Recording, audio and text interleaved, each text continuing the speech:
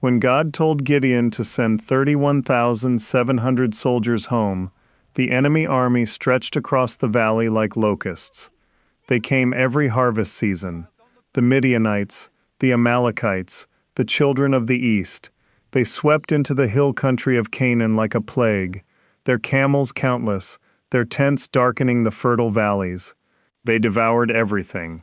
The grain fields were stripped bare, the olive groves were trampled, the vineyards were torn apart. Livestock vanished, villages emptied.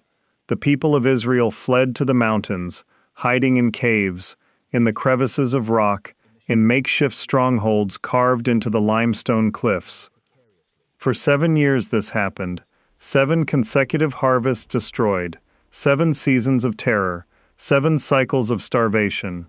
The land that had once flowed with milk and honey had become a wasteland of ash and ruin. In the hill country of Manasseh, in a village called Ophrah, a young man named Gideon was threshing wheat in a winepress. This was not where wheat was supposed to be threshed. Wheat was threshed on hilltops, on elevated threshing floors where the wind could separate the chaff from the grain. But hilltops were visible. Hilltops were dangerous. The Midianite scouts would see the dust, see the activity, and within hours the raiders would come. So Gideon worked in secret, hidden in a stone winepress, beating out a few precious handfuls of grain in the shadows. The work was backbreaking. The yield was pathetic, but it was survival. The sun blazed overhead, sweat soaked through his tunic. His hands were raw from gripping the flail. Every few minutes he would stop, climb to the edge of the winepress, and scan the horizon for dust clouds, for movement, for death. This was what Israel had become, a nation of terrified farmers hiding in holes.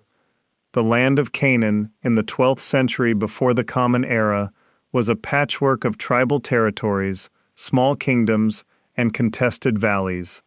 Egypt's grip on the region had weakened. The great Bronze Age empires had collapsed. The Hittite kingdom had fallen. Trade routes had fractured. Into this power vacuum came waves of migration, conflict, and chaos. The Israelites occupied the Central Highlands, a rugged spine of limestone hills running north to south through Canaan. These were not the fertile coastal plains controlled by the Philistines, nor the lush northern valleys dominated by the Canaanite city-states. The hill country was harder land, terraced slopes, rocky soil, scattered villages, connected by narrow paths that wound through forests of oak and terebinth. But even here, in the relative safety of the highlands, the Midianite confederacy had found them. The Midianites were desert people, nomadic tribes from the eastern wilderness beyond the Jordan River.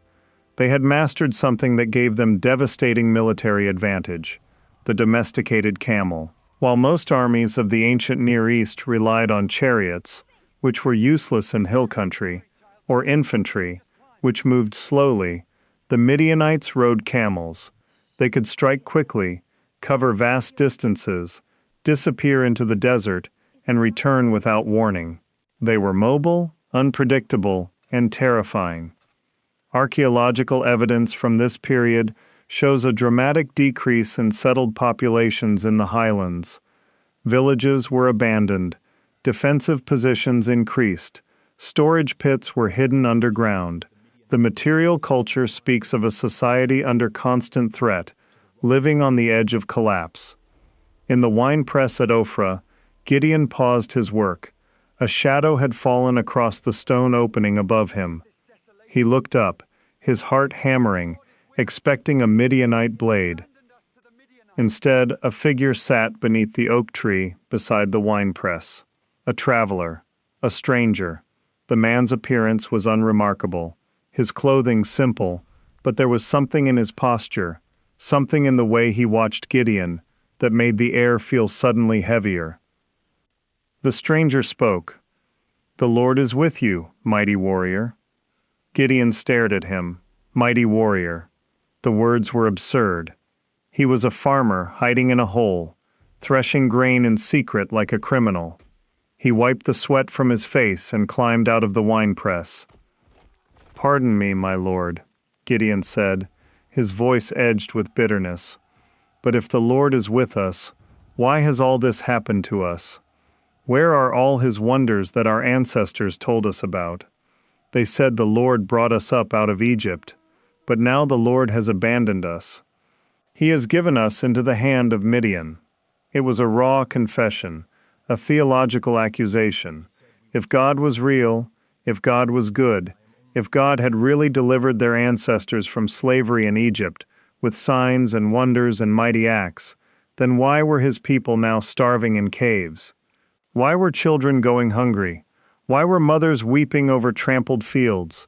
Why was Israel crushed beneath the heel of pagan raiders year after year after year? The stranger turned to look at Gideon fully.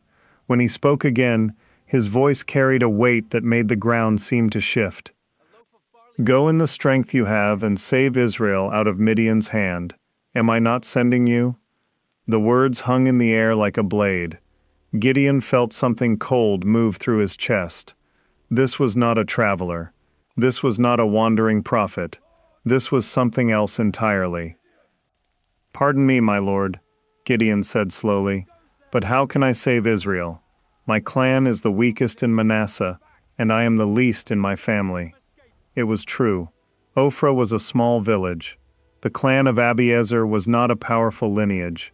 Gideon was a younger son, insignificant, untested in war. He had no army, no reputation, no resources. He was nobody. The figure stood, the light seemed to bend around him. "I will be with you," the stranger said, "and you will strike down all the Midianites, leaving none alive." The promise was impossible. The Midianite confederacy numbered in the tens of thousands. Their camp in the valley of Jezreel was so vast that their camels could not be counted. They were seasoned raiders, brutal and efficient. The idea that Gideon, a farmer from a weak clan, could strike them down was beyond absurd. It was madness. But something in Gideon's heart shifted. A dangerous thought took root. What if this was real? What if this stranger spoke with the authority of the God of Israel? What if the God who had split the Red Sea and brought down the walls of Jericho had not in fact abandoned his people? "If now I have found favor in your eyes," Gideon said carefully, "give me a sign that it is really you speaking to me. Please do not go away until I come back and bring my offering and set it before you." The figure nodded. "I will wait until you return." Gideon hurried to his house. His hands shook as he prepared the offering. He slaughtered a young goat, cooked the meat, prepared unleavened bread, put the broth in a pot. This was not a casual meal. This was a sacrificial offering, the kind given to priests, to altars, to God himself. He carried everything back to the oak tree. The stranger was still there, waiting in the shade. "Take the meat and the unleavened bread," the stranger said, "and place them on this rock. Pour out the broth." Gideon obeyed. He set the meat and bread on the stone surface. He poured the broth over them. The stranger reached out and touched the offering with the tip of the staff in his hand. Fire blazed up from the rock. Flames consumed the meat, the bread, everything, in an instant. The heat was impossible, instantaneous, complete. And then the figure vanished. One moment he was there, the next gone, as if he had never existed. Gideon staggered backward. His legs nearly gave out. Terror flooded through him. He had seen the angel of the Lord face to face. In the ancient worldview, this was a death sentence. No one could see God and live. The holiness of the divine presence was like standing too close to the sun. It consumed. It obliterated. "Alas, sovereign Lord," Gideon cried out, his voice breaking, "I have seen the angel of the Lord face to face." The voice came again, but this time from everywhere and nowhere. "Peace. Do not be afraid. You are not going to die."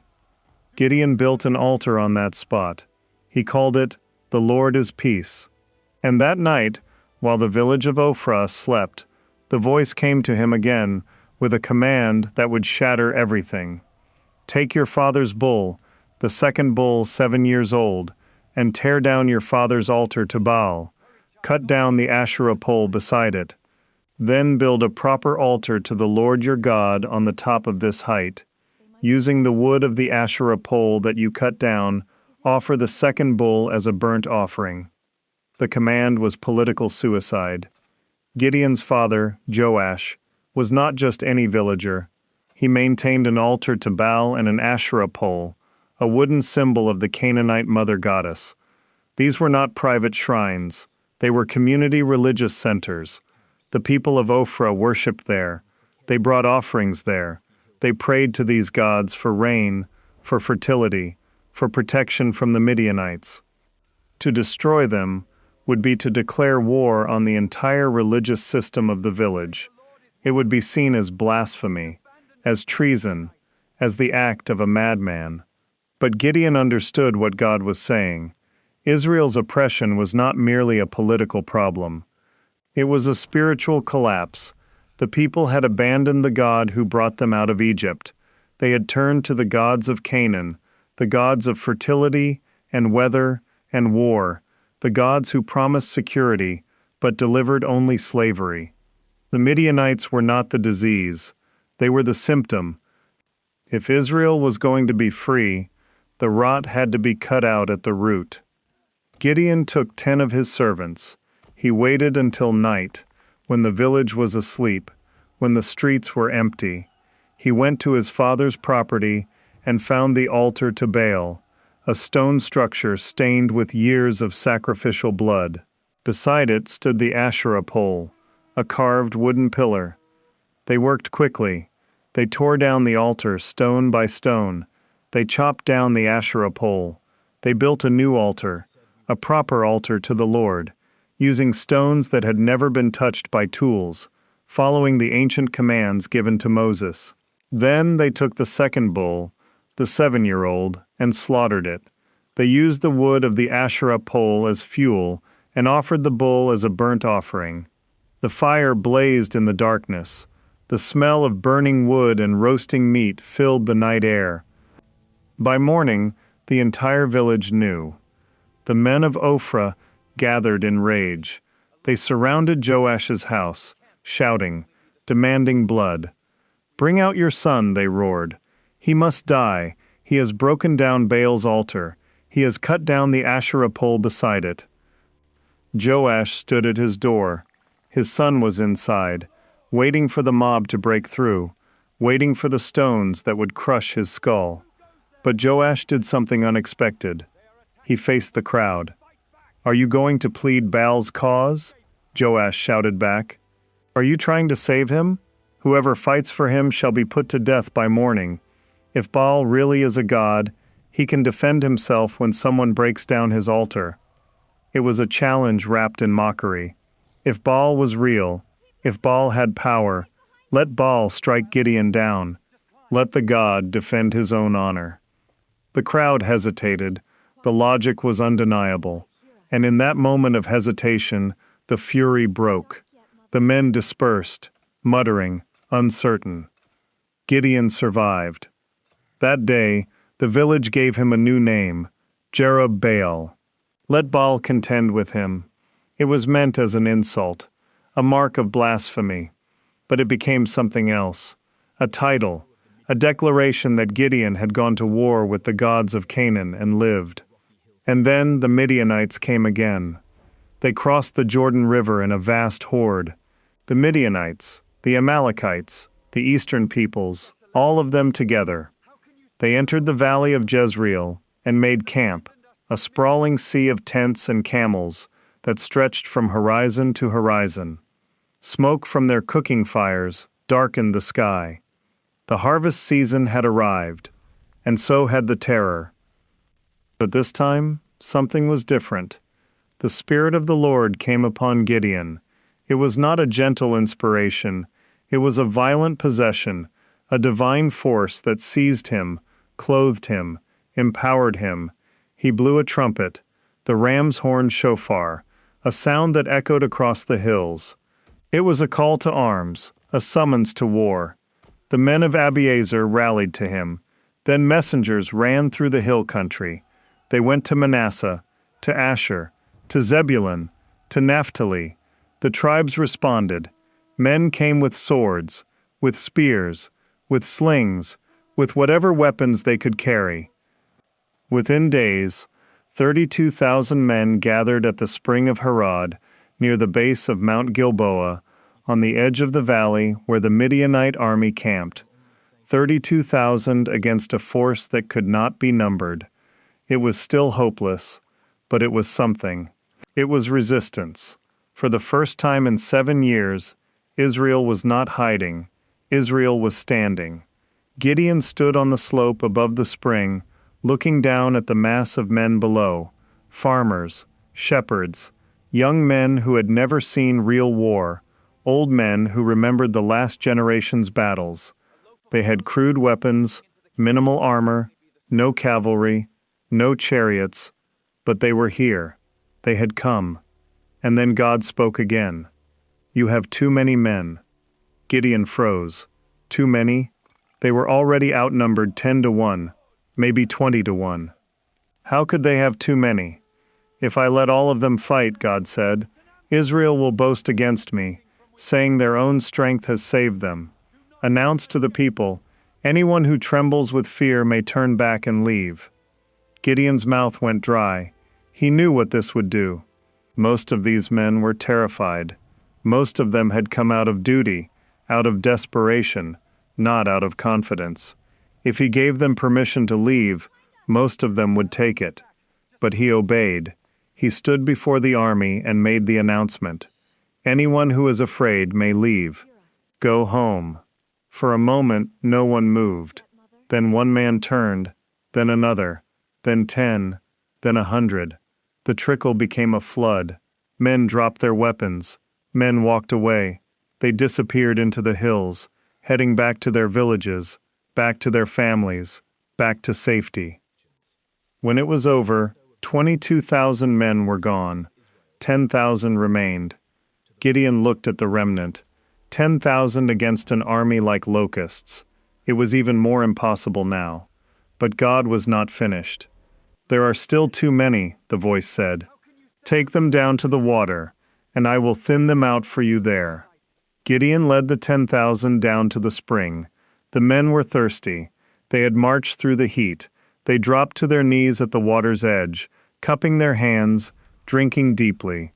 "Separate those who lap the water with their tongues like a dog from those who kneel down to drink," God said. Gideon watched.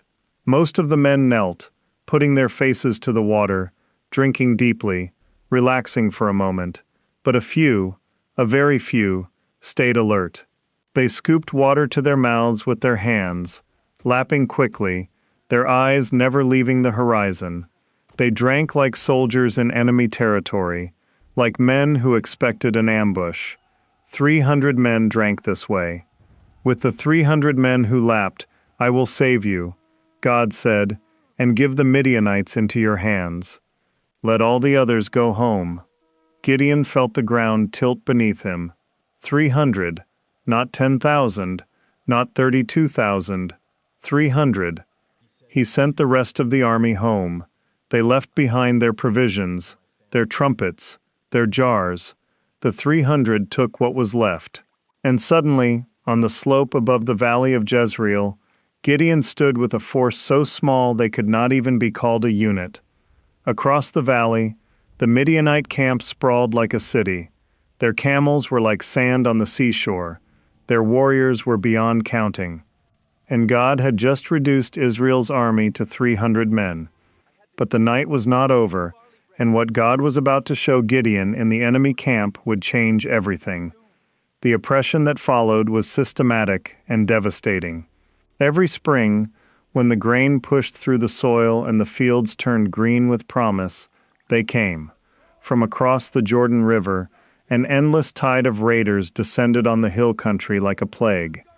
The Midianites brought their camels, beasts still unfamiliar and terrifying to the Israelite farmers. Thousands of them, moving faster than any donkey or ox, carrying warriors who could strike and vanish before any defense could be mounted.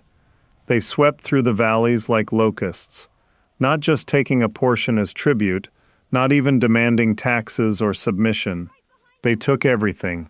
Every stalk of wheat cut before its time, every barley field trampled under camel hooves, vineyards stripped bare of grapes, olive groves raided before the fruit could ripen, livestock driven away in great bellowing herds that raised dust clouds visible for miles.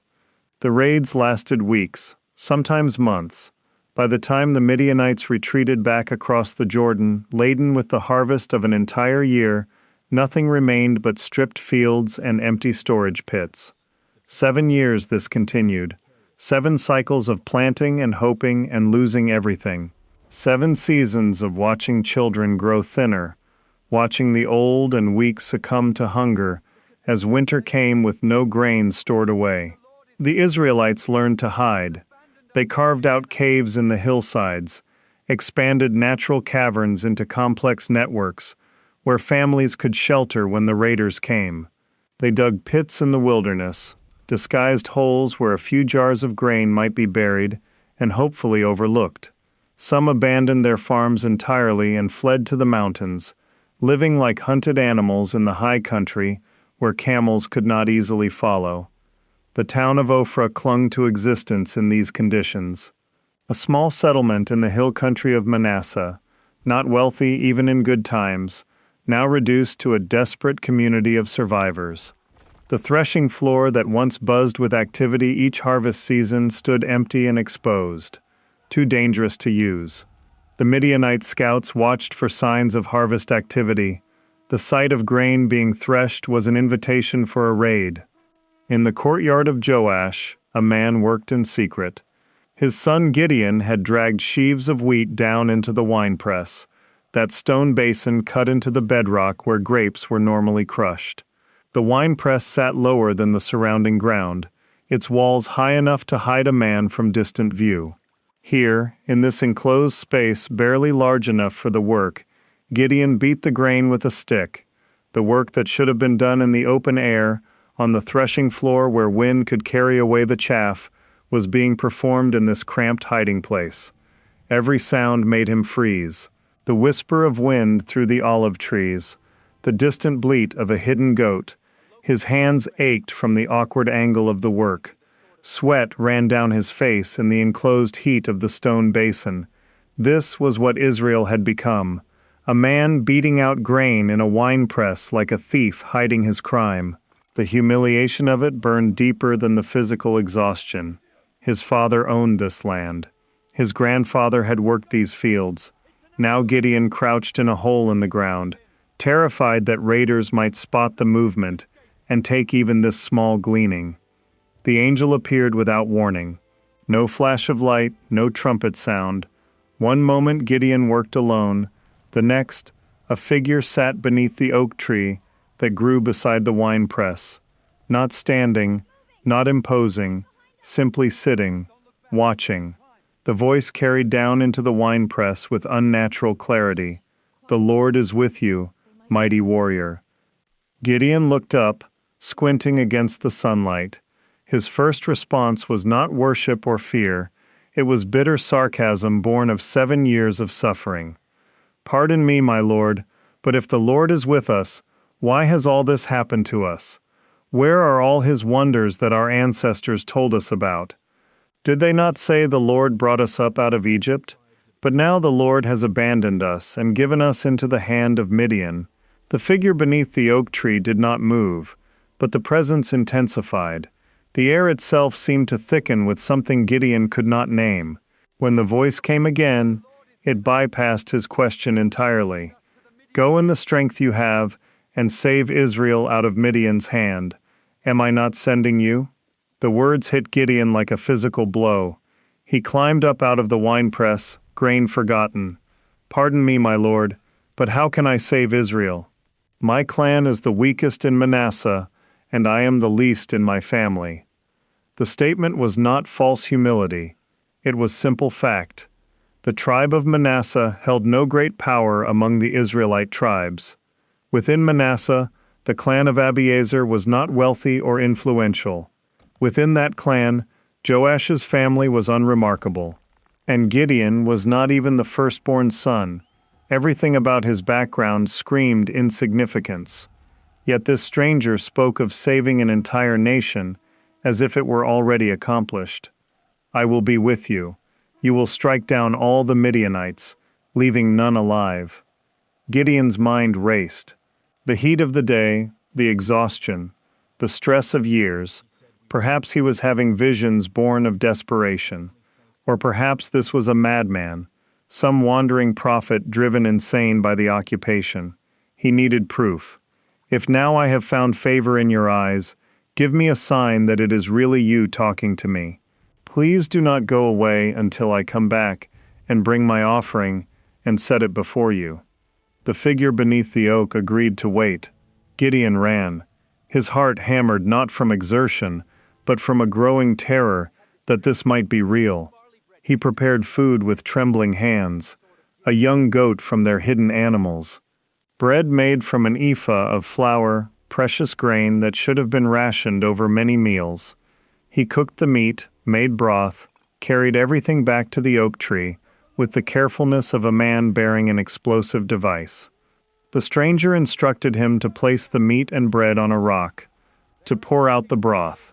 Gideon obeyed, feeling foolish, feeling terrified, feeling something building in his chest that might have been hope or might have been the beginning of madness. The figure extended a staff, touched the offerings. Fire erupted from the rock itself. Not natural flame, but something else. Something that consumed meat and bread in an instant, with a roar that sent Gideon stumbling backward. When the fire vanished as suddenly as it had appeared, so too had the figure beneath the oak. Gideon stood alone in the sudden silence, understanding crashing over him like a wave. He had seen the angel of the Lord face to face. According to everything his people believed, he should be dead. The ancient stories were clear. No one could see God and live. Yet he lived. His legs gave out, and he collapsed to his knees, calling out in terror, "Alas, sovereign Lord! I have seen the angel of the Lord face to face." Peace. Do not be afraid, you are not going to die. The voice came from everywhere and nowhere. Gideon built an altar there, stones piled with shaking hands. He called it, "The Lord is Peace." For 3 days he told no one what had happened. He threshed the rest of the grain. He moved through his daily work in a daze. At night he lay awake, mind churning. An angel, a message, a call to save Israel. It was insane. It was impossible. Yet the burned rock remained, evidence he could touch, proof he had not imagined it all. On the third night, the command came. Not an angel this time. A voice in the darkness that jolted him from half-sleep. Take your father's bull, the one 7 years old. Tear down your father's altar to Baal, and cut down the Asherah pole beside it. Then build an altar to the Lord your God on the top of this height. Sacrifice the bull as a burnt offering, using the wood of the Asherah pole you cut down. Gideon lay in the darkness, understanding exactly what was being asked. His father Joash maintained an altar to Baal. Not unusual, not even particularly scandalous anymore. After 7 years of devastation under the Lord's apparent abandonment, many Israelites had turned to other gods. Perhaps Baal would bring rain. Perhaps Asherah would ensure fertility of field and flock. The altar stood at the edge of town, used by multiple families. It was community property, in a sense. To destroy it would be to declare war not just on foreign gods, but on his own neighbors, his own father, his own people. This was the first test, not leading an army, not facing Midianites, confronting his own town. Gideon lay awake until the sky began to gray. Then he made his decision. He would obey, but he would do it at night, because courage has gradations, and he was not yet ready to face his neighbors in daylight. He gathered 10 servants. men loyal to his father, men he could trust or intimidate into silence. He did not explain. He simply led them to the altar as full darkness fell. The Baal altar was not large, but it was old. Stones carefully placed, darkened by years of sacrifice smoke. Beside it, the Asherah pole rose against the stars, a wooden post carved with symbols of the goddess, planted deep and solid. These objects represented everything his community had turned to in desperation. They tore it down. Stones scattered. The Asherah pole required axes and saws, and the combined strength of all 10 men. When it finally toppled, the crash echoed through the sleeping town. Dogs barked. Gideon's heart hammered. But no one came. They worked faster, building a new altar on the high ground above the demolished shrine. Proper stones, carefully laid according to the old laws. No tools to touch them, no shaping of the rock. Let the stones testify in their natural state. The bull was 7 years old, the same age as the oppression. Symbolism Gideon understood even in his fear. They slaughtered it properly, built the fire using wood from the destroyed Asherah pole. The goddess's symbol became fuel for a sacrifice to the Lord. By the time the meat began to burn, the eastern sky was lightening. They fled before dawn could expose them. Gideon did not sleep. He waited in his father's house as the sun rose, and the inevitable discovery happened.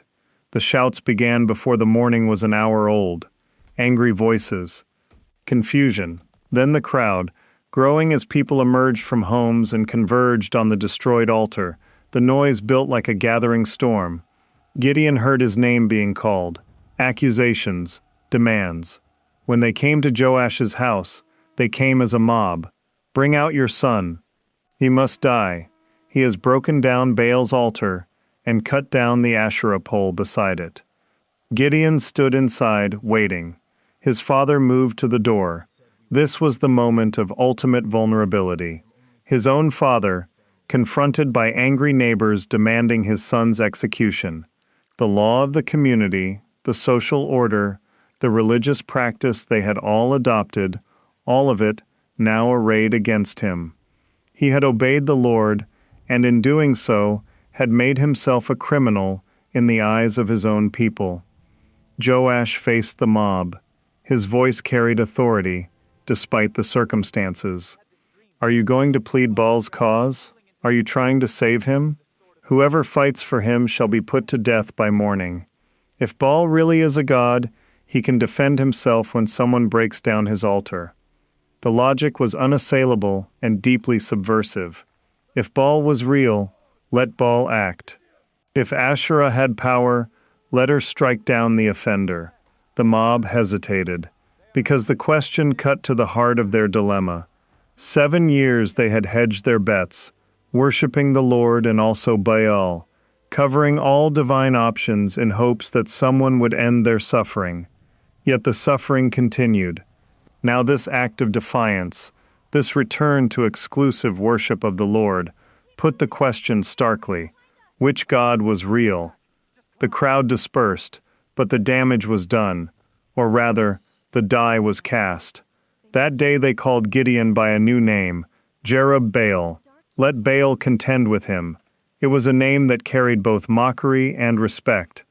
Mockery of Baal, who failed to defend his own altar, respect for the man who had dared what no one else would attempt. Word spread through the hill country. A man in Ophrah had torn down a Baal altar and lived.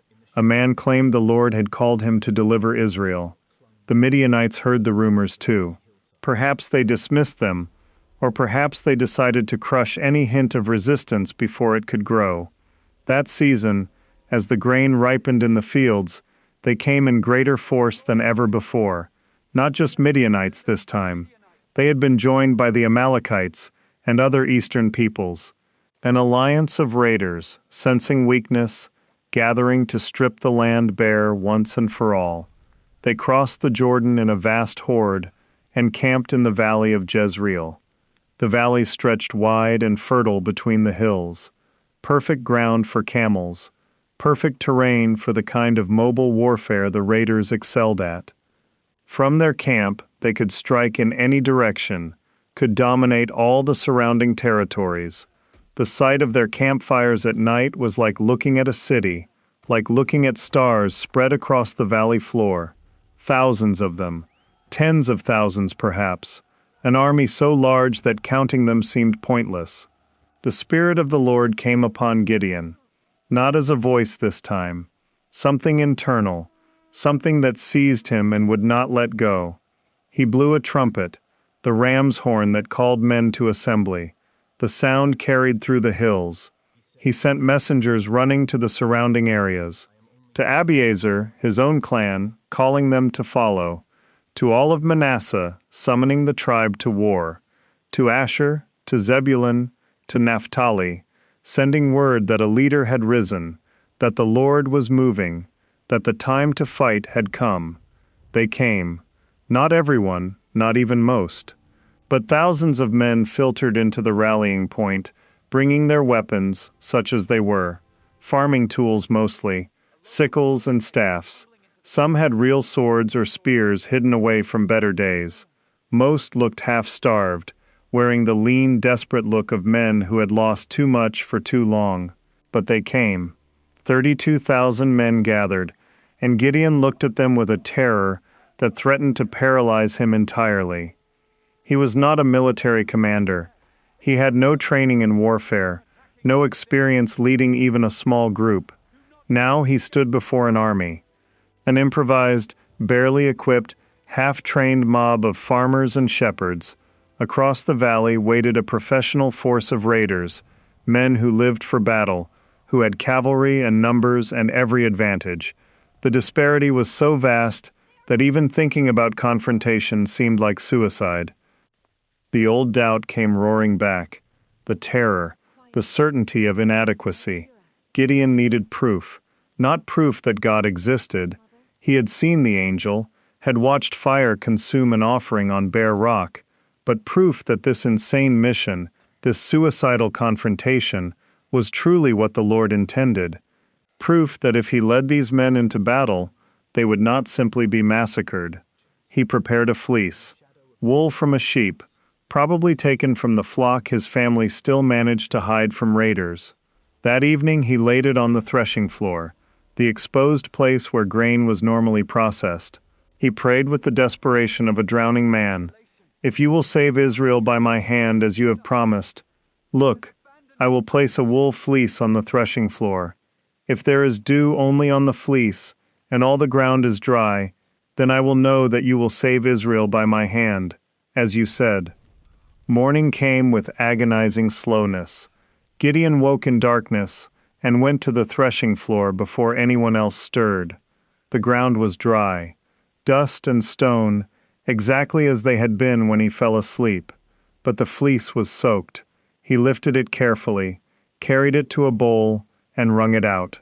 Water poured from the wool, enough to fill the bowl, enough that there could be no mistake. The dew had fallen only on the fleece. It should have been enough. It would have been enough for most men. But Gideon knew what he was being asked to do, knew the lives that would be at stake, knew his own crushing inadequacy. He needed more. Do not be angry with me. Let me make just one more request. Allow me one more test with the fleece, but this time make the fleece dry, and let the ground be covered with dew. The request was audacious, borderline insulting. Testing God once might be forgiven. Demanding a second sign, a reversal of the first, suggested a lack of faith that could be called faithlessness.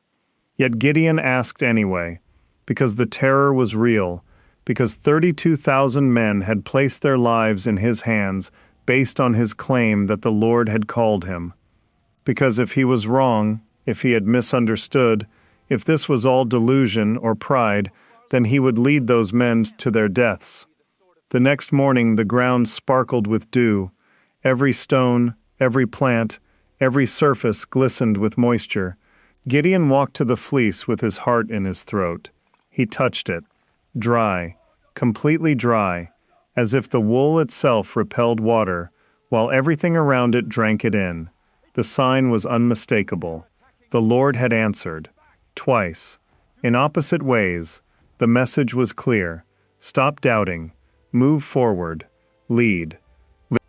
Gideon led the army to the spring of Harod, at the foot of the hill where they could access water. Across the valley, the Midianite camp spread like a dark stain on the land, cooking fires, the sounds of thousands of men and animals. The sight of it made some of the Israelite volunteers slip away during the night. When morning came, Gideon knew that he commanded men balanced on a knife edge between courage and terror. Then the Lord spoke again. You have too many men. If I let you defeat Midian with this many, Israel will boast against me, saying their own strength has saved them. Announce to the people that anyone who trembles with fear may turn back and leave. The command made no sense. They were already outnumbered. The Midianite alliance had at least 4 times their number, maybe more. Skilled warriors versus farmers. Professional raiders versus men who had not held a weapon in 7 years. And now God wanted fewer men? Gideon stood before the army and made the announcement. Anyone who was afraid could leave without shame. No judgment, no dishonor, just go. 22,000 men left. The number stunned Gideon into silence. 2/3 of his army simply walked away. He watched them go, streaming back into the hills, returning to their families and farms. He did not blame them. He felt the same fear. The difference was that he could not leave. He had been called. He had seen signs. He was trapped by divine appointment in a position he never wanted, commanding an army that was now reduced to 10,000 men, facing an enemy that outnumbered them more than 10 to 1. But the Lord was not finished. There are still too many men. Take them down to the water, and I will thin them out for you there. If I say this one shall go with you, he shall go. But if I say this one shall not go with you, he shall not go. Gideon led the 10,000 to the spring. The water rushed clear and cold from the hillside. Men who had marched and stood in formation were desperately thirsty. He gave them permission to drink, then watched as instructed. Most of the men knelt down, putting their faces to the water, drinking deeply in the normal way men drink when thirsty and given access to water. But some brought water to their mouths with their hands, lapping it while remaining standing, while keeping their eyes up and aware of their surroundings. The distinction seemed trivial. Both groups drank. Both quenched their thirst. But the Lord made the selection based on this tiny difference in behavior. Separate those who lapped with their hands to their mouths from those who knelt down to drink. 300 men had lapped. 300 out of 10,000. Gideon watched as the division was made, understanding slowly dawning. The Lord said to him, With the 300 men that lapped I will save you, and give the Midianites into your hands. Let all the others go home. The mathematics of it defied reason. 300 against an army that filled a valley.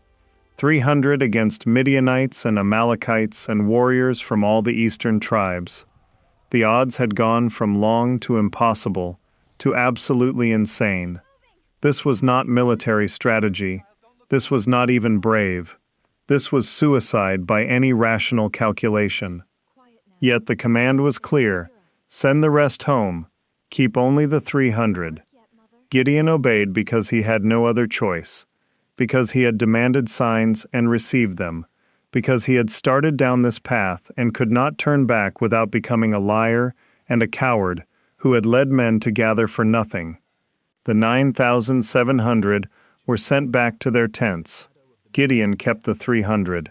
They took the provisions and trumpets of the others. At least there would be enough ram's horns for what came next. That night the Lord spoke again. Get up, go down against the camp, because I am going to give it into your hands. If you are afraid to attack, go down to the camp with your servant Purah and listen to what they are saying. Afterward, you will be encouraged to attack the camp. Even now, even after everything, the Lord acknowledged Gideon's fear, offered him another sign, another encouragement. The grace of it should have shamed him. Instead, Gideon felt only gratitude. Yes, he was afraid, terrified. He took Purah and went down toward the Midianite camp in the darkness, moving quietly through the valley. The camp was massive beyond anything he had imagined from a distance. Tents stretched in every direction. Camels were tethered in huge groups, their strange groaning calls echoing through the night. Guards walked perimeters, but the camp was so large, and the Midianites so confident, that security was relaxed. Who would attack them? What force would dare? Gideon and Purah worked their way to the edge of the encampment, close enough to hear voices, close enough to smell cooking fires and animal dung, and the sweat of thousands of men. They crouched in shadow near a tent where two guards sat talking. One was telling the other about a dream, and in the telling, Gideon heard the fear he needed to hear. I had a dream. A round loaf of barley bread came tumbling into the Midianite camp. It struck the tent with such force that the tent overturned and collapsed. The other guard responded immediately, and his response carried terror barely concealed. This can be nothing other than the sword of Gideon, son of Joash, the Israelite. God has given the Midianites and the whole camp into his hands. Gideon nearly gasped aloud. These warriors, these professional raiders, these men who had terrorized Israel for 7 years, they were afraid. They had heard his name. They had heard what he had done. The destruction of the Baal altar, the gathering of an army, the claim that the Lord was moving, and it had gotten inside their heads. A dream about a barley loaf, the bread of poor people, the grain of the oppressed, and the interpretation was immediate and certain. Gideon was coming. God was with him. They were in danger. He crawled back the way he had come, Purah following silently. When they were far enough away, Gideon stood and ran, no longer caring about noise. He reached his 300 men and found them waiting in the darkness, probably wondering if their commander had abandoned them. He called them to gather close. "Get up! The Lord has given the Midianite camp into your hands."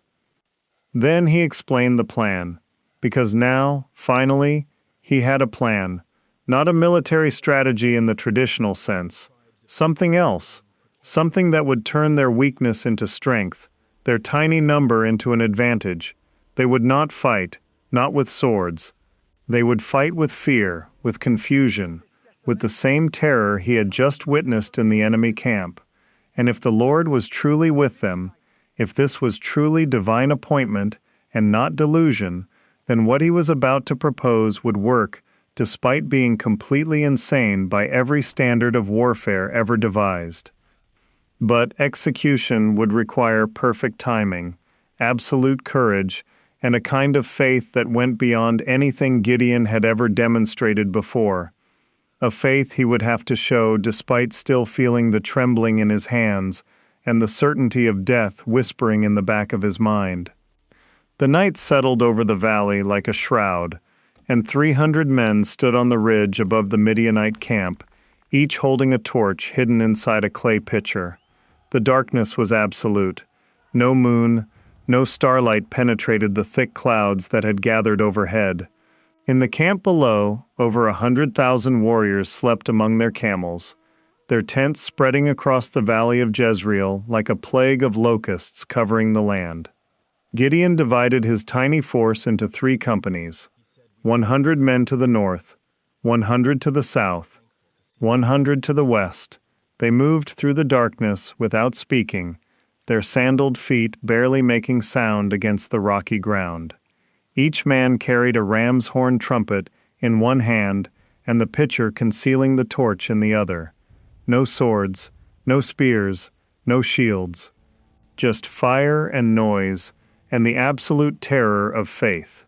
The Midianite sentries walked their posts along the camp perimeter, unaware that death approached from 3 directions. They had posted guards out of habit, not necessity. What army would be foolish enough to attack such overwhelming numbers? What commander would dare assault a force that stretched from horizon to horizon? Gideon reached his position on the western ridge and raised his hand.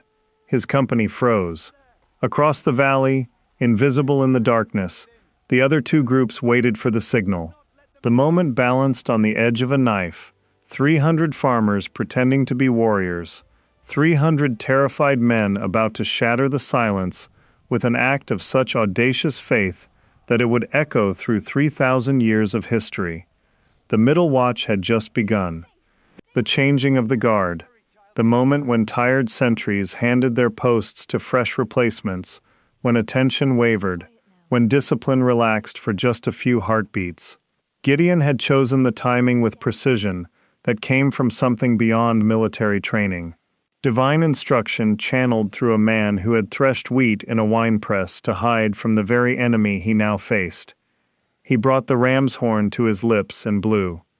The sound split the night like thunder, sharp, penetrating, unmistakable, and in the same instant, 300 other trumpets joined the blast. The noise crashed down into the valley from three sides, bouncing off the hills, magnifying, multiplying, until it sounded like 10,000 warriors announcing their attack. Gideon smashed his pitcher against a rock. The torch inside blazed to life. Along the entire ridge, clay shattered against stone, and suddenly the darkness erupted with fire. 300 torches became 300 suns, ringing the Midianite camp. From below, it looked like three massive armies had surrounded them, each soldier carrying a torch, each company blowing war horns, each force closing in for the slaughter. The 300 shouted as one, "A sword for the Lord and for Gideon." The cry echoed and re-echoed through the valley, voices overlapping, creating the impression of thousands upon thousands of warriors descending from the hills. In the Midianite camp, men jolted awake to chaos. Fire ringed the valley, trumpets blasted from every direction, war cries filled the air. The camels panicked first, their strange groaning screams adding to the cacophony. They reared and bucked, breaking their tethers, trampling through tents, crushing men who scrambled from their bedrolls in confusion.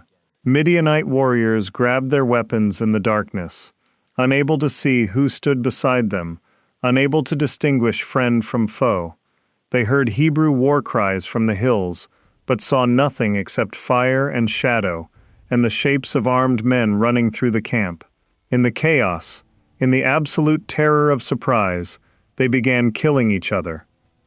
A Midianite officer struck down the figure running toward him, only to recognize his own brother's face in the torchlight. A soldier thrust his spear into the darkness and heard a scream he knew, his tent mate falling with blood pouring from his throat. Companies turned on each other. Northern battalions fled south and collided with southern troops fleeing north, and in the confusion, in the crushing panic, they fought. The 300 stayed on the ridges, holding their torches high, blowing their trumpets, shouting their war cry. They never descended into the valley. They never drew swords they did not carry. They stood in their positions and watched as the Midianite army destroyed itself. The slaughter was methodical, complete, unstoppable. 120,000 warriors reduced to a screaming mob that killed anything that moved in the darkness. Blood soaked into the valley floor, bodies piled in the tent passages. The camels stampeded through the center of the camp, their hooves crushing anyone who fell, their terror infectious and absolute. Gideon watched from the western ridge as the impossible unfolded before his eyes. He had obeyed. He had reduced his army from 32,000 to 300.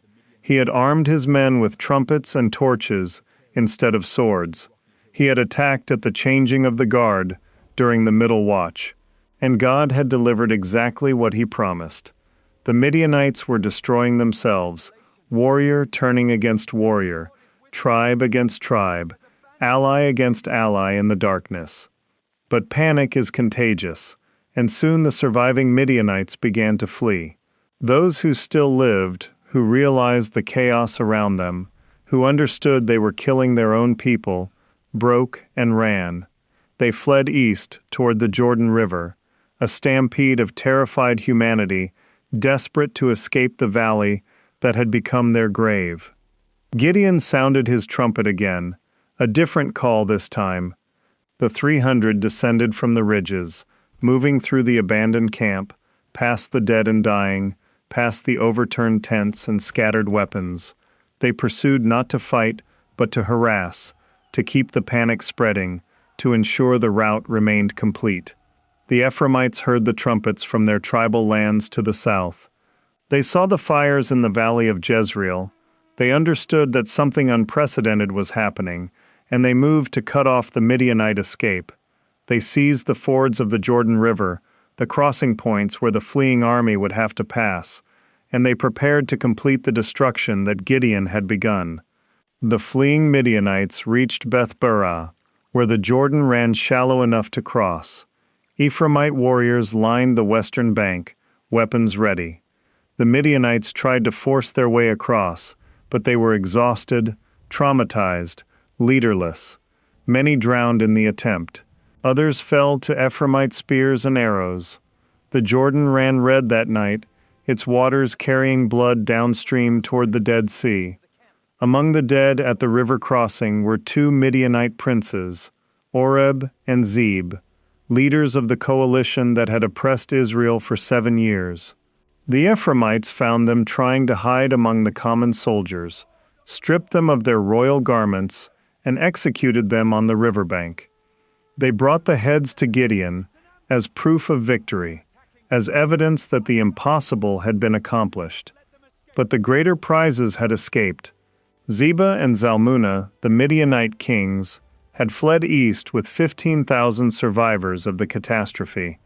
They crossed the Jordan ahead of the Ephraimite blockade and raced toward the desert, toward the safety of their own lands beyond Israelite reach. Gideon did not stop. His 300 had become the core of a growing pursuit force as other Israelite tribes joined the chase. Men from Naphtali, from Asher, from Manasseh, rallied to follow the farmer who had become a warrior, the coward who had become a champion. They crossed the Jordan in pursuit of the fleeing kings. The Ephraimites confronted Gideon as he prepared to continue the pursuit. Their leaders approached with anger in their eyes and accusation in their voices. "Why did you not call us when you first went to fight the Midianites?" Their pride was wounded.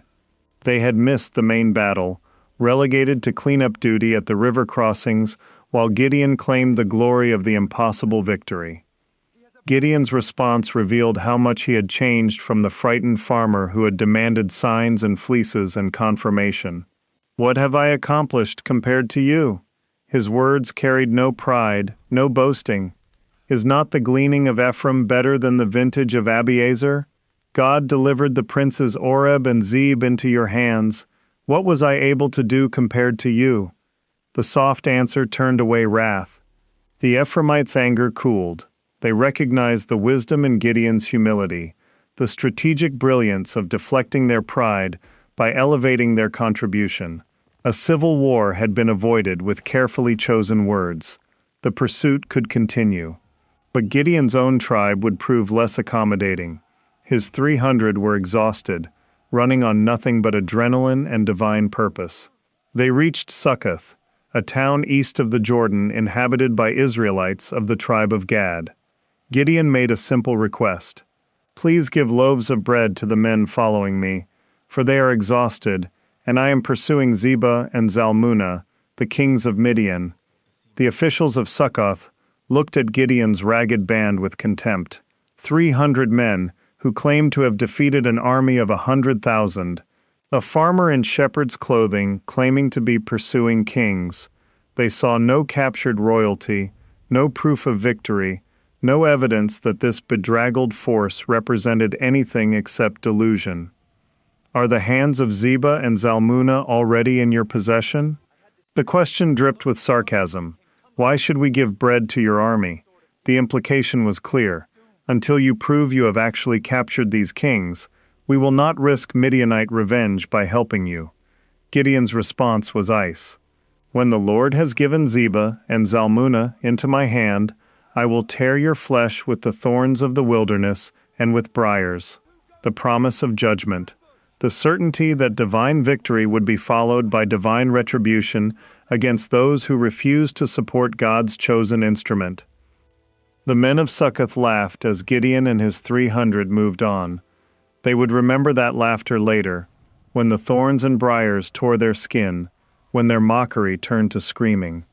Gideon reached Penuel, another Israelite town further east. He made the same request: bread for exhausted warriors pursuing the Midianite kings. The men of Penuel gave the same answer as Succoth, the same skepticism, the same refusal to commit until victory was certain. When I return in peace, Gideon said, his voice carrying the weight of absolute conviction, I will break down this tower. He pointed to the defensive structure that protected the town, the symbol of their security and independence. The promise was specific, measurable, unavoidable. The 300 pushed deeper into the desert, following the trail of the 15,000 Midianite survivors. The pursuit was relentless. No rest, no food, nothing except the burning certainty that God had not delivered a partial victory, that the kings who had orchestrated 7 years of oppression would not escape into the wasteland and rebuild their strength for another invasion. Zebah and Zalmunna felt safe as they reached Karkor, deep in the desert east of the Dead Sea. They had escaped across the Jordan. They had put distance between themselves and the Israelite forces. Their 15,000 survivors were still a formidable army, more than enough to deter pursuit by a handful of exhausted farmers. They made camp and allowed their men to rest, confident that the nightmare in the valley of Jezreel was behind them. Gideon approached Karkor from an unexpected direction. He led his 300 up the route used by nomads and tent dwellers, a path that avoided the main approaches, that came from the desert itself rather than from the Jordan crossing. The Midianite sentries watched the roads but not the wasteland. They anticipated an army, but not a strike force that moved like desert raiders. The attack came at dawn. 300 men who had not slept, who had not eaten, who ran on nothing except faith and fury, crashed into the Midianite camp with a ferocity that defied their exhaustion. But this time they carried swords. This time they killed. The Midianites broke again. 15,000 warriors fled from 300 attackers because the memory of the valley of Jezreel was too fresh, because the supernatural terror of that night still gripped their minds, because men who have seen their comrades slaughter each other in darkness do not trust their courage in daylight. Zebah and Zalmunna fled with their bodyguards, racing deeper into the desert. But Gideon pursued them personally, his feet finding strength that should not have existed, his will overriding the physical limits that should have stopped him miles ago. He ran them down like prey animals, captured them with his own hands, and brought them back to where his 300 waited. The Midianite kings stood before their captor, hands bound, royal garments torn and dusty.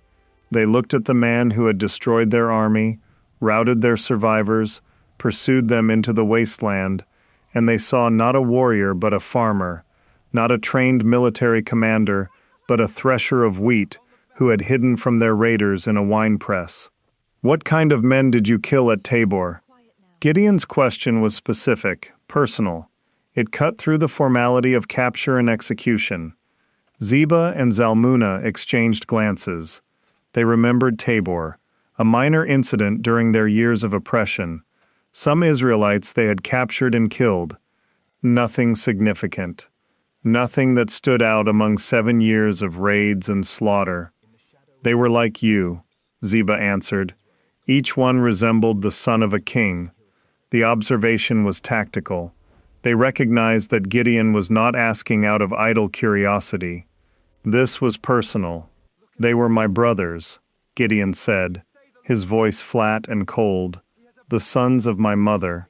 As the Lord lives, if you had let them live, I would not kill you. The revelation transformed everything. This was not just about liberating Israel from oppression. This was blood debt, personal vengeance sanctioned by divine purpose. Gideon turned to Jether, his oldest son, who stood among the 300. Rise and kill them. The command was a test, a way for a young man to prove himself as a warrior, a chance to strike down the kings who had terrorized Israel for 7 years. But Jether was still a youth. His hand trembled on his sword. He looked at the Midianite kings, at their height and strength and royal bearing, and fear paralyzed him. He did not draw his weapon. The moment stretched and broke, and Jether's inability to act revealed that courage must be learned, that faith under fire is not automatically transferred from father to son. Zebah and Zalmunna saw the hesitation and spoke directly to Gideon. Rise yourself and fall upon us, for as the man is, so is his strength. They chose death by the hand of a warrior rather than the uncertain blade of a frightened boy. There was dignity in the request, acknowledgement that Gideon had earned the right to execute them himself. Gideon drew his sword. The blade caught the desert sun as it rose and fell, twice. The Midianite kings died in the wasteland, far from their tents and camels, far from the valley of Jezreel, where their army had destroyed itself in supernatural panic. Their bodies would be left for scavengers. Their deaths would mark the end of Midianite power over Israel. Gideon took the crescent ornaments that hung from the necks of the king's camels, sacred symbols of Midianite religion, trophies of complete victory, evidence that the impossible had been accomplished. 300 men had indeed defeated an entire army, and the kings who led that army now lay dead in the dust. The return journey took Gideon and his 300 back through Penuel and Succoth, the towns that had refused bread, the Israelites who had mocked his pursuit, who had demanded proof before offering support, who had chosen self-preservation over solidarity with their own people. At Succoth, Gideon assembled the officials who had turned him away, 77 men who had laughed at his request for bread. He showed them the captured kings, but Zebah and Zalmunna were already dead. He showed them the crescent ornaments, proof of total victory, and then he kept his promise. The thorns of the wilderness and the briars were brought into the town center, sharp, cutting, designed to tear flesh. The punishment was public, brutal, a lesson carved into skin, and screaming that would be remembered for generations.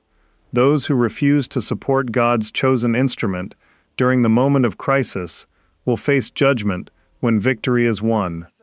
At Penuel, Gideon broke down the tower exactly as he had promised. The defensive structure that represented the town's security crashed to the ground, and the men of Penuel, who had refused bread, died in the rubble. The judgment was total, uncompromising. A demonstration that faith demands commitment before evidence, that support withheld until victory is certain is support that comes too late. The 300 returned to the valley of Jezreel as legends. They had stood on ridges with torches and trumpets, while God threw an army into chaos. They had pursued fleeing kings across the Jordan and into the desert. They had witnessed Gideon transform from a farmer hiding wheat into a warrior executing divine judgment. They had learned that God chooses the weak to shame the strong, that victory belongs not to the numerous but to the faithful. Israel sent messengers to Gideon with an offer that would change everything. Rule over us, you and your son and your grandson also, for you have saved us from the hand of Midian. They wanted a king. They wanted Gideon's family to establish a dynasty. They wanted the security of centralized power, the comfort of knowing that a proven warrior would lead them and his descendants after him. The offer revealed how completely they had misunderstood what happened in the valley of Jezreel. They saw Gideon's victory and wanted to make him royalty. They witnessed divine deliverance and responded by creating human institutions. They experienced God's power and immediately sought to replace him with a man they could see and touch and follow. Gideon's answer would determine whether the lesson of the 300 had been learned or whether Israel would continue its cycle of rebellion and oppression. whether faith would become institutionalized religion or remain a living relationship with the God who reduced armies to manageable size so his power would be unmistakable. But what Gideon said next would plant seeds of destruction that his own family would harvest within a single generation. The Midianite camp erupts into total chaos. Torches blaze along the ridge. Trumpets shatter the night from every direction. Voices scream in the darkness. And 135,000 men wake believing they are surrounded by an army of uncountable size. They cannot see the torches are held by only 300. They cannot count the trumpets or the voices. They see only fire and darkness, and hear only the sound of judgment closing in. Men stumble from their tents, reaching for weapons that are not there. Commanders shout contradictory orders into the blackness. Camels bolt in terror, trampling anyone in their path. The entire valley becomes a churning mass of bodies and panic and confusion and death. And then the Midianites begin killing each other. In the darkness, with torches blazing all around them, every shadow becomes an enemy, every movement a threat. Men swing swords at brothers, spear their own commanders. Panic becomes slaughter, becomes absolute catastrophe. Gideon's 300 do not enter the valley. They hold the ridge. They keep the torches burning. They keep the trumpets sounding. They watch as the greatest army ever assembled in Canaan tears itself apart in blind terror. The slaughter continues for hours. When dawn finally breaks, the valley of Jezreel is carpeted with bodies. Tens of thousands of Midianites and Amalekites and eastern peoples lie dead, killed not by Israelite swords, but by their own hands. The survivors run. They flee eastward toward the Jordan, desperate to escape back across the river to the safety of the desert. They abandon tents and supplies and weapons and livestock. They leave everything behind in their panic to survive. Gideon sends messengers racing through the hill country, to Naphtali, to Asher, to all Manasseh. The message is simple. The enemy is fleeing. Cut them off. Israelite warriors who were too afraid to fight when the Midianites were strong now pour down from the hills to pursue them in their weakness. Thousands join the chase. They cut down stragglers, capture supply trains, seize the fords of the Jordan to trap the fleeing army. The men of Ephraim capture the two Midianite princes, Oreb and Zeb, leaders of the Eastern Coalition. They execute them at the rocks and winepress that would bear their names for generations. Then they bring the heads to Gideon, but they are angry. Why was Ephraim not called to the initial battle? Why were they summoned only for the pursuit? Do they not deserve honor? Do they not deserve glory? Gideon speaks with careful wisdom. Your achievement is greater than mine. The gleaning of Ephraim's grapes is better than the full grape harvest of Abiezer. God delivered Oreb and Zeb into your hands. What have I accomplished compared to you? The soft answer turns away wrath. The men of Ephraim are satisfied. Gideon and his 300 continue the pursuit. They cross the Jordan, following the remnant of the Midianite army into the desert beyond. They are exhausted. They have not slept. They have barely eaten, but they do not stop. They come to Succoth, a city of their own people. Gideon asks for bread. His men are faint with hunger, and they are still pursuing the Midianite kings Zebah and Zalmunna, who escaped with 15,000 men. The officials of Succoth refuse. Do you already have the hands of Zebah and Zalmunna in your possession? Why should we give bread to your army? What if the Midianites return? What if they take vengeance on us for helping you? Gideon promises, when the Lord delivers the Midianite kings into his hand, he will return and thresh the flesh of Succoth's officials with desert thorns and briars. He asks the same at Peniel. The men of Peniel give the same answer. Gideon promises to tear down their tower when he returns victorious. His own people still doubt, even after the miracle, even after the slaughter in the valley, even after 100,000 Midianites lie dead. They still fear the enemy more than they trust their God. Gideon tracks Zebah and Zalmunna to Karkor. The 15,000 survivors of the Great Eastern Army are camped there, certain they have escaped.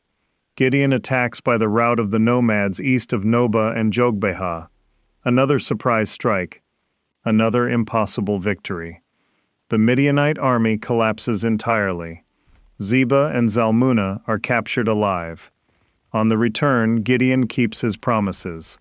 He captures a young man from Succoth and forces him to write down the names of the 77 officials and elders of the city.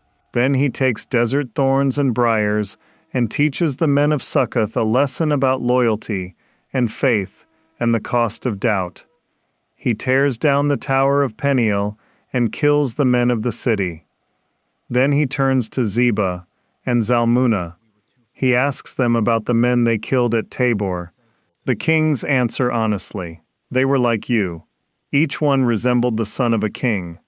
Gideon's voice breaks. They were my brothers, the sons of my mother. If you had spared them, I would not kill you now. He tells Jether, his firstborn, to execute the Midianite kings. But Jether is young and afraid.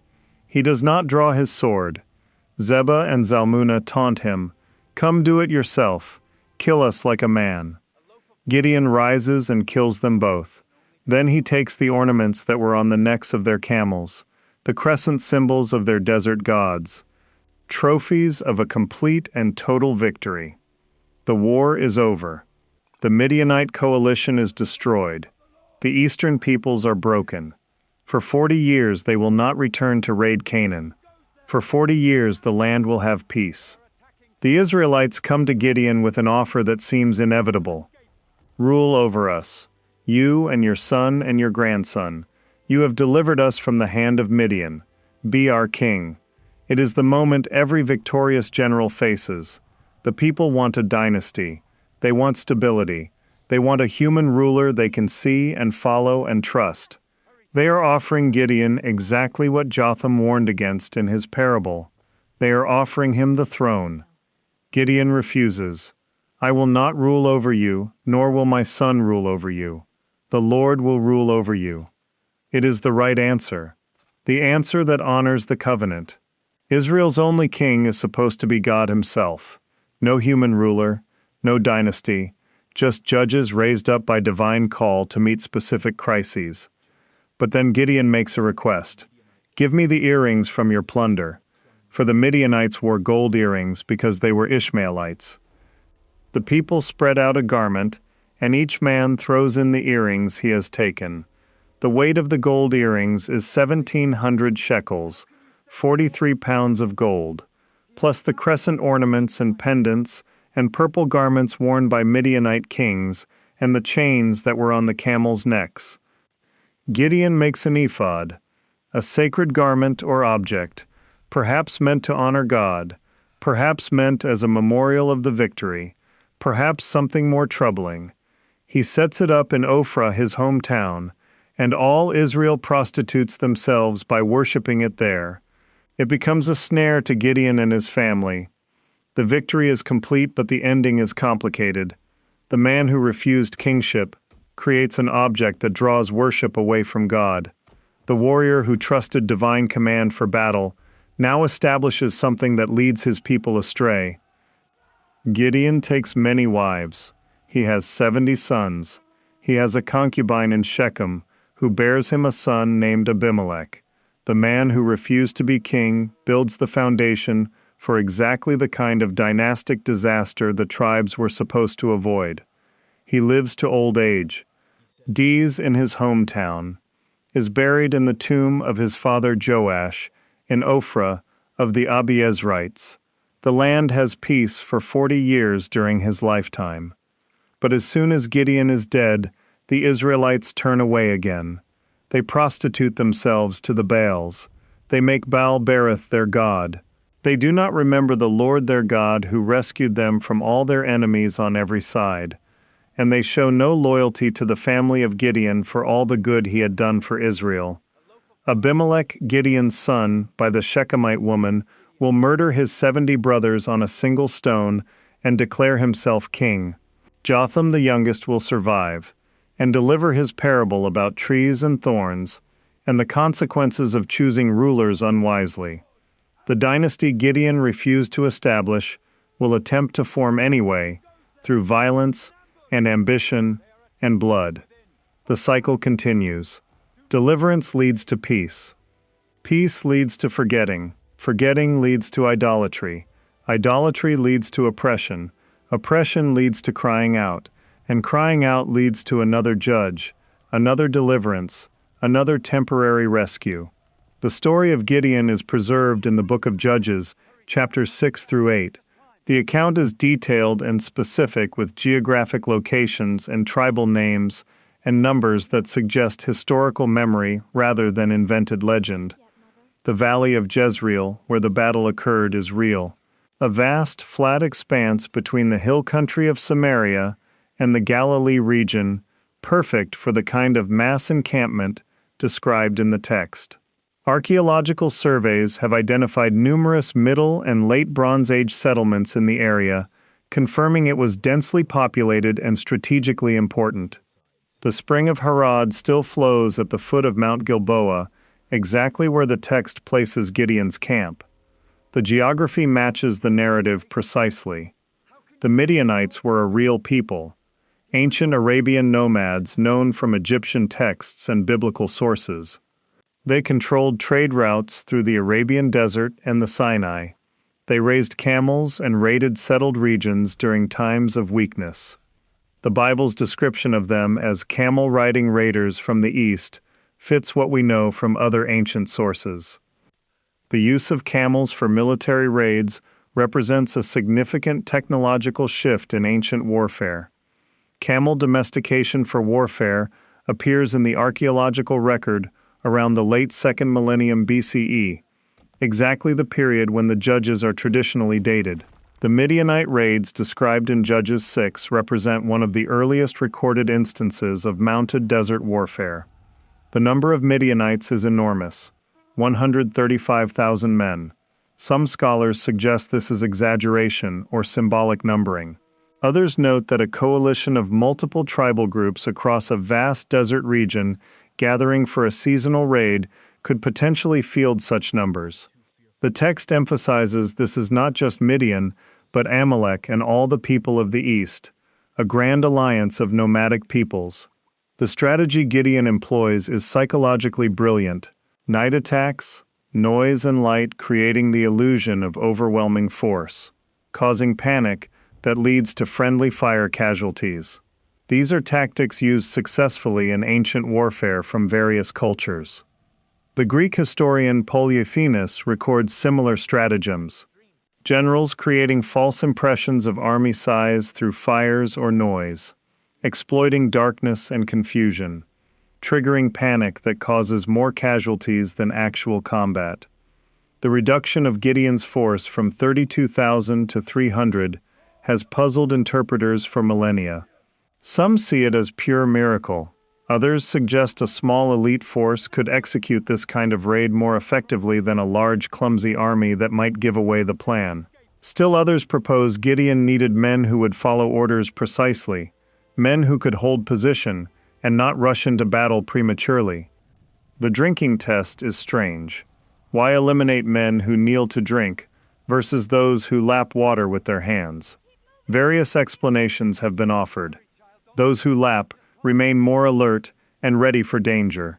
Those who kneel are too comfortable, too trusting. But the text does not explain the reasoning. It simply says God chose this method to reduce the numbers. The point seems to be God's selection, not human logic. The victory will clearly be divine, not human. No one can claim Gideon won through superior numbers or military genius. The entire structure of the battle is designed to make human contribution minimal and divine intervention obvious. The ephod Gideon makes is troubling. An ephod in other biblical texts is a priestly garment worn by the high priest, containing the Urim and Thummim for divination. But this ephod becomes an object of worship, something that traps Israel in idolatry even after Gideon delivered them from oppression. Some scholars suggest Gideon attempted to establish a rival priesthood in Ophrah, competing with the legitimate priesthood at Shiloh where the tabernacle stood. Others propose the ephod was meant as a memorial that gradually became an idol. Still others see it as Gideon's fatal flaw, the place where the deliverer becomes a stumbling block. The pattern is consistent with other judges. Samson delivers Israel, then becomes entangled with Philistine women. Jephthah wins victory, then makes a rash vow that costs his daughter. Even the best judges are flawed. Even miraculous deliverers carry seeds of failure. The number 300 appears elsewhere in biblical narrative. Abraham takes 318 trained men to rescue Lot.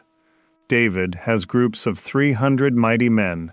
The number may carry military significance representing a standard unit size, or it may be symbolic of a faithful remnant. The Gideon narrative influenced later Jewish and Christian thought profoundly. The story of the fleece became a model for seeking divine guidance, though some traditions warned against demanding signs from God. The battle at the Valley of Jezreel became a symbol of impossible victories and divine intervention against overwhelming odds. The New Testament book of Hebrews lists Gideon among the heroes of faith. People who through faith conquered kingdoms, administered justice, gained what was promised, shut the mouths of lions quenched, raging fire, escaped the edge of the sword, whose weakness was turned to strength, who became powerful in battle and routed foreign armies. Medieval Christian interpreters saw Gideon as a type of Christ, the humble deliverer chosen by God, the one who brings salvation not through military might but through divine power, the leader who refuses earthly kingship because his kingdom is not of this world. Jewish tradition honored Gideon as one of the judges, but noted his flaws.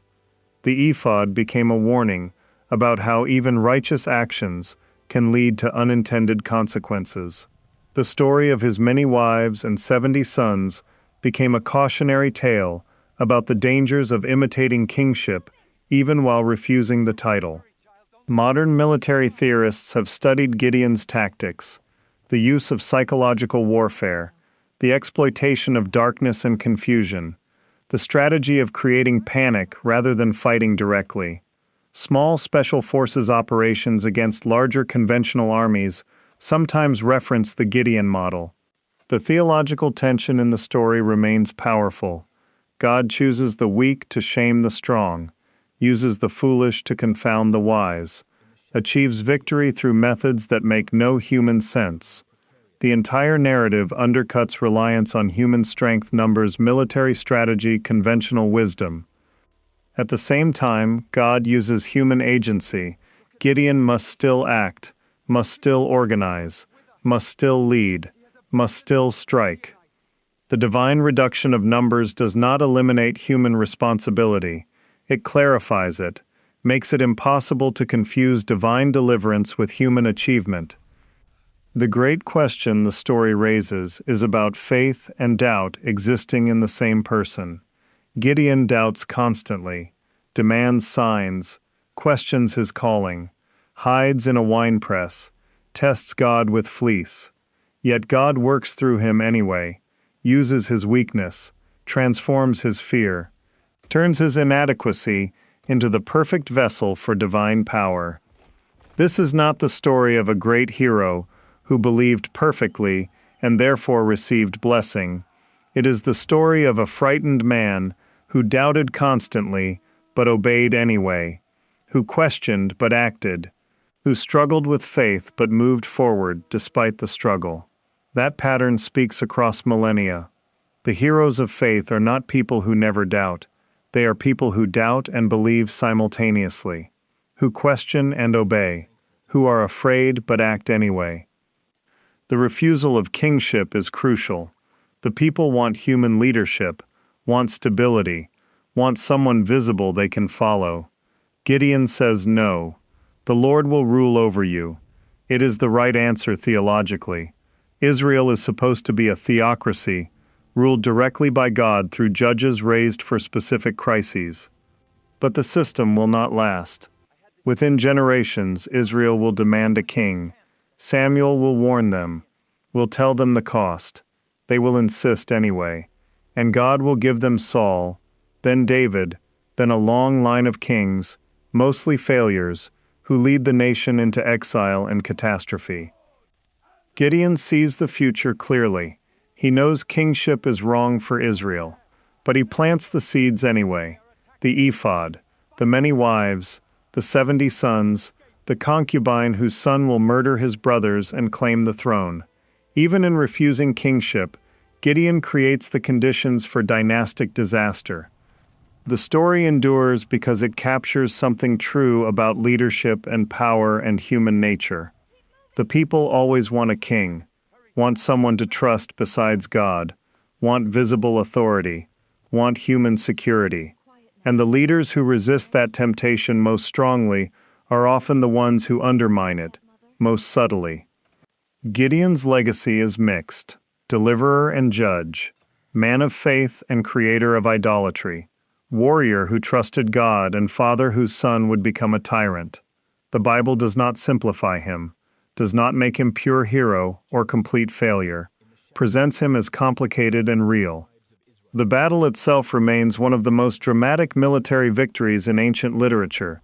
300 men with torches and trumpets, routing 135,000 experienced warriors. It should be impossible. The text insists it happened. Preserves details that suggest eyewitness memory, geographic precision, tribal specifics, names of places and people. Whether one reads it as miracle, or as brilliant psychological warfare, or as both, the story confronts the reader with a challenge. What do you trust?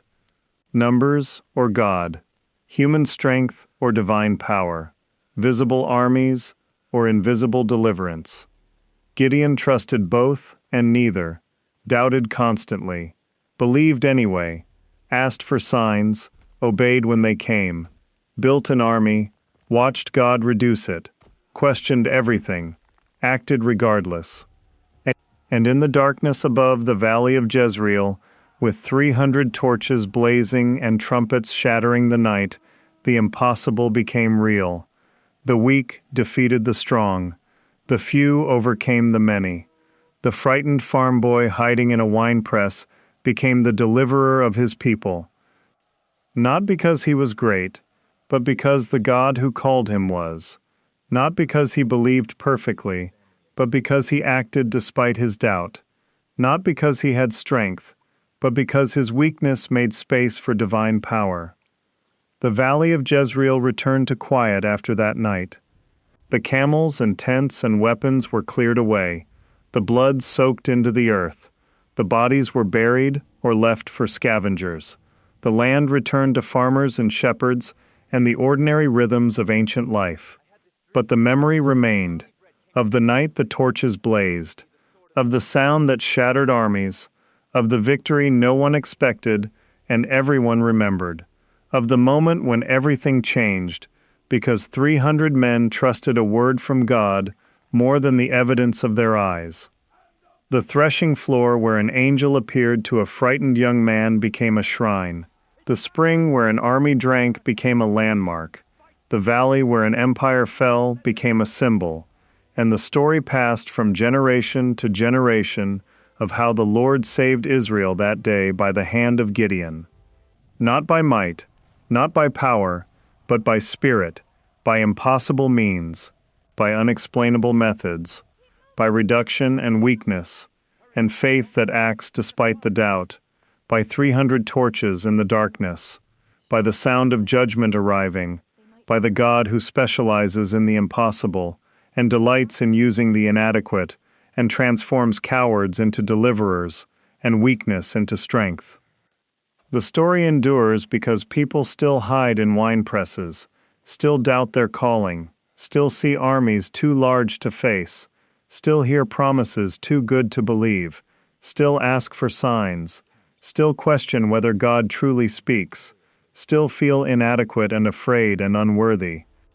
And the story says God uses people exactly like that, not in spite of their weakness but through it, not after they become strong but while they remain weak, not when they believe perfectly but when they act despite their doubt.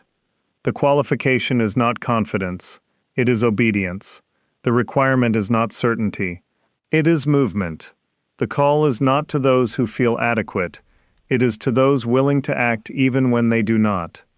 The sword of the Lord and of Gideon still echoes across the centuries, a battle cry that names both divine power and human agency, both God's sovereignty and human responsibility, both the source of victory and the vessel through which it comes. Gideon stands in history as a reminder that God does not wait for perfect people, does not require complete faith before granting deliverance, does not demand certainty before calling someone to impossible tasks. He calls the weak, uses the doubtful, works through the afraid, and achieves victory by means that make human contribution minimal and divine glory maximal. The 300 who stood on that ridge holding torches and trumpets were not special warriors. They were ordinary men who followed orders, who trusted enough to act, who held position when instinct said to run, who let God win the battle while they simply obeyed. And that remains the pattern, the way divine deliverance usually comes, not through overwhelming force or perfect faith or extraordinary people, but through ordinary obedience, through weak people willing to act, through impossible situations where only God can receive glory, through darkness where a few lights can look like an army, through silence broken by the sound of heaven arriving. 300 torches, one impossible night, a victory no one expected, a deliverer no one chose, a God who still specializes in the unlikely, and delights in the weak, and transforms hiding into heroism and doubt into deliverance.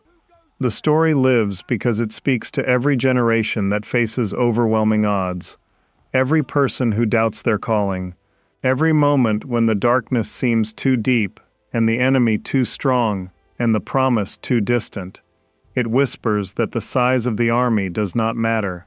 That weakness positioned for obedience is stronger than human strength positioned for glory. That 300 obedient voices can shatter empires. That torches in faithful hands can look like judgment descending.